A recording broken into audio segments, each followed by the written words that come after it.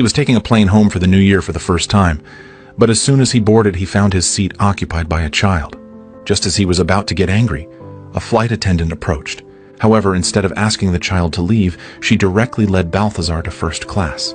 At that moment, Alice was being harassed by a man. Without hesitation, she pulled Balthazar to sit beside her, causing the man to back off. Throughout the flight, Alice remained buried in her work, while Balthazar played gleefully with the reclining seat, trying to get her attention. But this career-driven woman could never have imagined that the boy in front of her would completely change her life. Just then, the plane suddenly encountered strong turbulence, causing the aircraft to shake violently. All the passengers fell into panic, even the flight attendants. As the turbulence grew worse, the cabin plunged into darkness. Instinctively, Alice grabbed Balthazar's hand.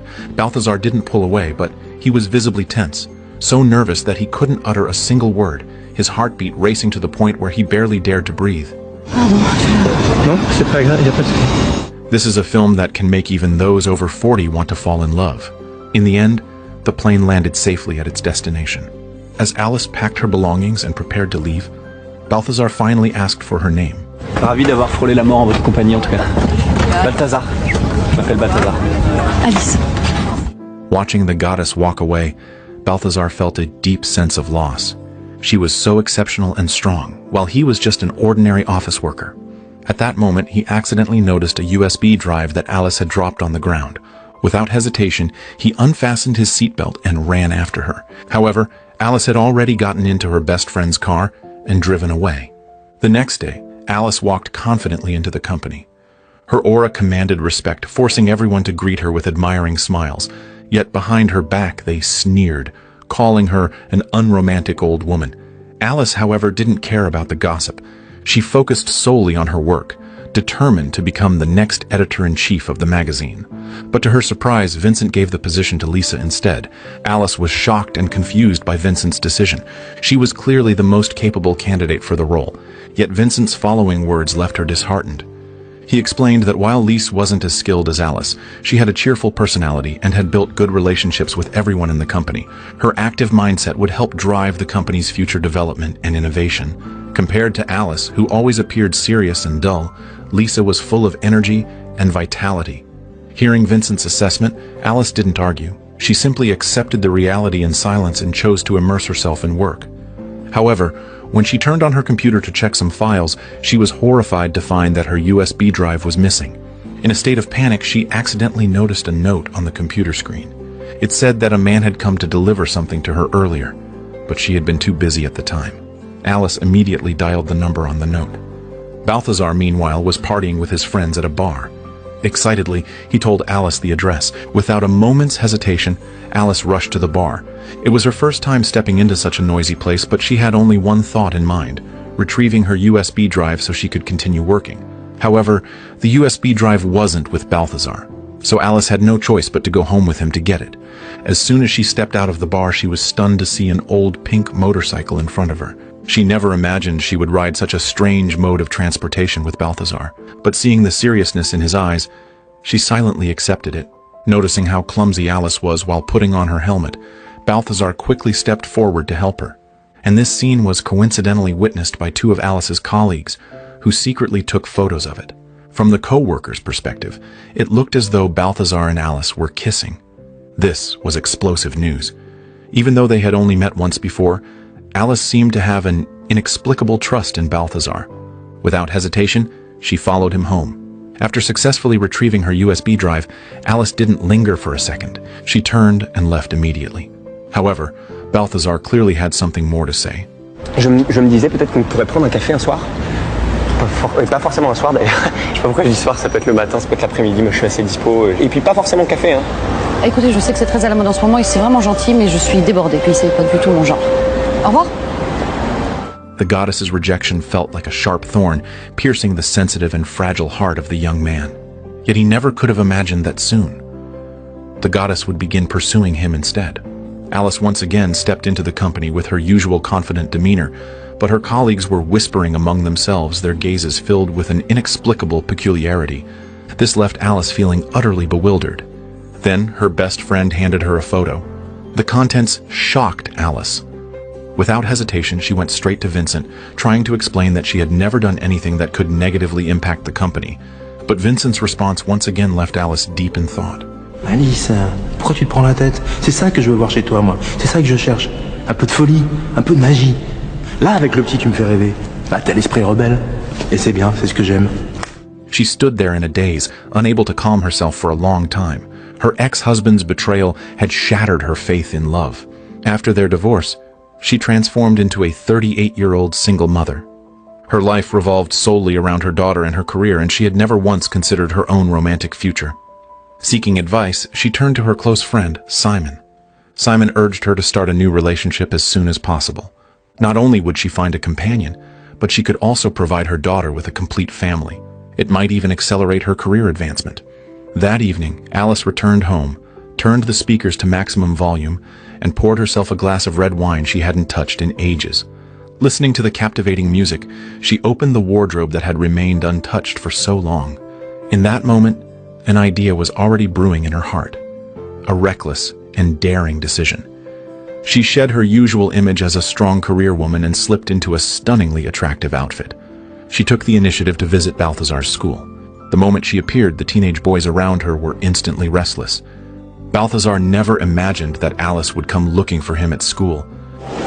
Ça va? Bonjour. Qu'est-ce que vous faites là? Bah écoute, j'avais perdu ton number, en fait. Ah. Et je me suis dit que le plus simple, c'était encore de passer. Carrément. Ah, tu me fais visiter? Being so close to her once again made him feel nervous. At the same time, her beauty was now forever etched in his mind. They toured the school together, and before parting, Alice suddenly invited Balthazar to dinner. Without a moment's hesitation, he agreed. During their evening date, Balthazar noticed the restaurant entrance featured the latest projection technology. His curiosity was immediately piqued, and he became utterly fascinated by it. This time, Alice chose to indulge in his excitement and joined him in the fun. Meanwhile, her colleagues witnessed everything and were utterly astonished by Alice's transformation. Afterward, Alice and Balthazar headed to the rooftop, where a gentle breeze blew. Unexpectedly, Balthazar shared many new and creative ideas related to design. Alice couldn't help but smile charmingly, a glimmer of admiration flickering in her eyes. From that day on, their encounters became more frequent, and Alice gradually got used to his old motorcycle. One drizzly night, Alice suddenly received a call from her sister, Elizabeth. To give Alice some privacy, Balthazar consciously stepped aside. Yet, even then, he never forgot to shield her from the rain. What Balthazar didn't know was that on the other end of the call, Elizabeth was arranging a blind date for Alice. She told Alice that the man was not only successful, but more importantly, he didn't mind that she had a daughter. Elizabeth urged Alice to hurry home. Left with no choice, Alice lied to Balthazar, saying that her daughter was sick and she needed to rush home immediately. Hearing this, Balthazar ran straight into the middle of the road to hail a taxi for her. At that moment, his expression was no longer that of a naive young man, but of a responsible man. A satisfied smile appeared on Alice's face. When she arrived home, she quickly immersed herself in the blind date. The man was charming and wealthy, an ideal partner for marriage. However, Balthazar's presence lingered in her mind, leaving her distracted and absent-minded. This blind date was doomed to fail, but Alice didn't care. Her relationship with Balthazar continued to deepen. Together they attended a fashion show, an event filled with industry elites. Alice repeatedly reminded Balthazar not to cause any trouble. But when he saw a model stumble on stage and no one stepped forward to help, his kind heart drove him to rush onto the stage without hesitation. The model, uninjured but embarrassed, quickly left. Balthazar stood awkwardly on stage. Fortunately, the industry elites didn't reprimand him. Instead, they were deeply impressed by him. After the show, Balthazar took Alice home. The dark night intensified the emotions between them. Maybe it was because they hadn't had enough fun, or maybe they simply didn't want to part ways yet. Either way, they decided to attend a dance party together. Although neither of them had been drinking, the atmosphere was intoxicating. As they danced closely together, they gradually got lost in the moment. Later, Balthazar escorted Alice home once again. Summoning his courage, he reached for her hand, but Alice instinctively pulled away. Various concerns held her back, making her uncertain. The 20-year age gap between them was an undeniable reality. Forcing a smile, Balthazar whispered a good night. But as he watched her retreating figure, another wave of disappointment surged in his heart. He decided to try again. Gathering his courage, he pressed the doorbell. Upon learning that Alice's daughter wasn't home, he seized the moment and kissed her. Alice didn't resist. Maybe she had been waiting for this moment too. And just like that, they finally confirmed their feelings for each other. The next morning, Alice urged Balthazar to leave quickly. Her sister and daughter were about to return home, and she didn't want them to see this scene. Hurriedly, Balthazar dressed and prepared to leave. But just as he reached the door, Alice suddenly caught up with him and gave him a sweet kiss. Balthazar melted into the warmth of the moment. As Alice prepared to head to work, she noticed a marking on a tree, with an arrow drawn on the ground. Following the arrow step by step, she was surprised to find a tape recorder hidden beneath a chair. She put on the headphones and Balthazar's voice began to play, an invitation for their next date. Alice eagerly hopped onto Balthazar's unique motorcycle as they weaved through the streets, their faces radiating pure joy. Once again, Alice felt the beauty of life, and this newfound happiness inspired her creativity at work. Her transformation did not go unnoticed. Her colleagues cheered for her, convinced that she would become even more remarkable. But life is often full of twists and turns, and reality tends to bring unpredictable drama. During one of their dates, Balthazar suddenly confessed his love to Alice. Overwhelmed with joy, she listened intently to his every word. However, a sudden call from her daughter pulled them back to reality. Les désagréments de la mère de famille. Je le ferai avec. T'es sûr? Bah oui, oui, évidemment. Quand j'aurai 40 ans, t'auras 21 ans? Quand j'aurai 50 ans, t'auras 31 ans? Qu'est-ce qui va se passer une fois qu'on se sera vu, revu et re-revu? At that moment, Balthazar fell silent. He had never truly considered these real-world complications and had no answer to give Alice. In the end, Alice had no choice but to walk away. Perhaps never meeting again was the best conclusion for them. After their separation, Balthazar spiraled into a state of despair. He shut himself away from the world, losing all enthusiasm for life. Alice wasn't faring any better. Her work hit a standstill. That day, an important client visited the office to select photo samples, but none seemed satisfactory. By chance, the client noticed Balthazar on Alice's computer wallpaper and immediately decided that Alice should invite him to model for the advertisement. Although Alice tried to refuse, Vincent agreed on the spot and even warned her in a threatening tone that if she failed to bring him in for the shoot, she would face the risk of losing her job. Alice was caught in a difficult predicament. She had no choice but to find Balthazar again and ask for his help. Reunited after a long time, there was no rekindled affection between them, only awkwardness and distance. Though Balthazar was reluctant, he still agreed to the photo shoot, hoping to use this opportunity to win Alice back. But during a casual conversation with Simon, Balthazar learned a truth that he found impossible to accept. Everything Alice had done for him before was merely for her career advancement. His heart plummeted. Yet, to protect Alice's dignity, he didn't confront her directly. Instead, in front of everyone, he suddenly pulled her into a deep kiss. Perhaps it was a way to vent his frustration, or maybe it was just to tease her in public. But during the shoot, when the photographer's unreasonable demands pushed him too far, Balthazar finally snapped. He realized he had become nothing more than a joke. He refused to endure the humiliation any longer and decided to walk away from the project. Sensing trouble, Alice quickly followed, pleading with him to finish the shoot. But seeing that Alice was still prioritizing work even now, Balthazar could no longer suppress his emotions.